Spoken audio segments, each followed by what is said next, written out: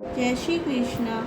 मेरी सारी बहनें अखंड सौभाग्यवती रहें, इसी आशा के साथ हम आज वट सावित्री की पूजा विधि और नियम के बारे में बताएंगे और उसकी कथा भी सुनेंगे।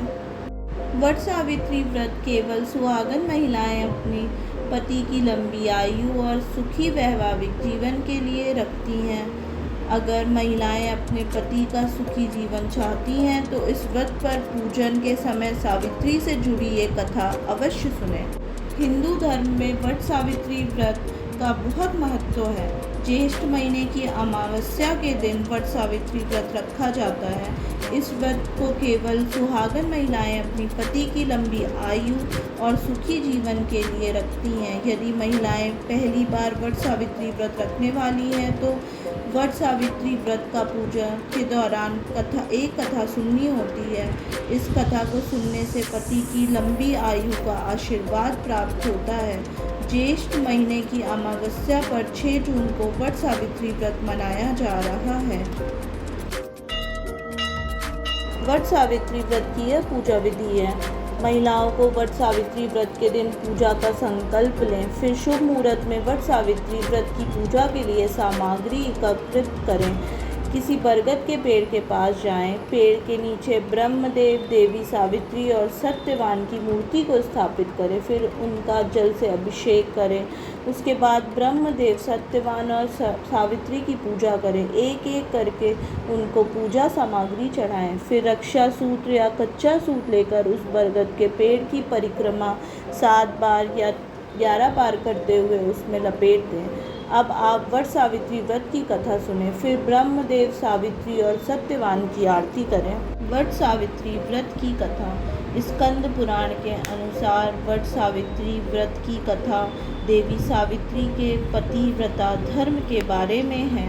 देवी सावित्री का विवाह सत्यवान से हुआ था, लेकिन उनकी अल्प आयु थी। एक बार नारद जी ने इसके बारे में देवी सावित्री को बता दिया और उनकी मृत्यु का दिन भी उनको बता दिया। सावित्री अपने पति के जीवन की रक्षा के लिए व्रत करने लगती हैं। वे अपने पति, सास और ससुर के साथ जंगल में ही रहती थी।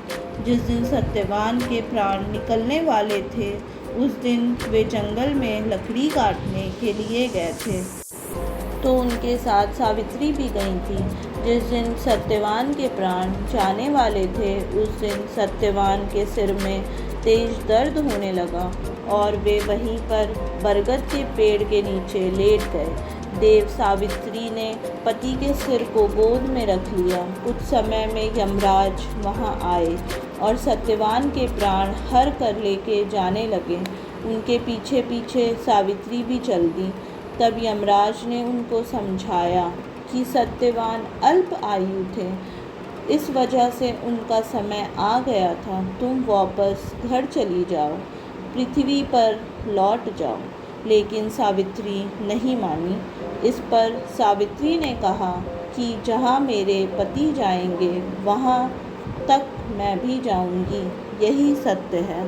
यमराज सावित्री की ये बात सुनकर प्रसन्न हुए और उनसे 3 वर मांगने को कहा। यमराज की बात सुनकर सावित्री ने उत्तर दिया कि मेरे सास ससुर अंधे हैं, उनकी आंखों की रोशनी लौटा दें। तब यमराज ने तथास्तु कहकर उसे जाने को कहा, लेकिन सावित्री यम के पीछे चलती रही। तब यमराज दोबारा प्रसन्न होकर वर मांगने को कहते हैं। तब सावित्री ने वर मांगा कि मेरे ससुर का खोया हुआ राज वापस मिल जाए। इसके बाद सावित्री ने वर मांगा कि मैं सत्यवान के 100 पुत्रों की माँ बनना चाहती हूँ।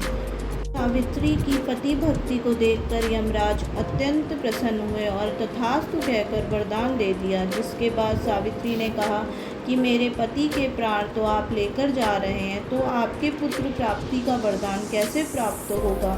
तब यमदेव ने अंतिम वरदान देते हुए सत्यवान को पाश से मुक्त कर दिया। सावित्री वापस बरगद के पेड़ के पास लौटी जहाँ सत्यवान का मृत शरीर पड़ा था।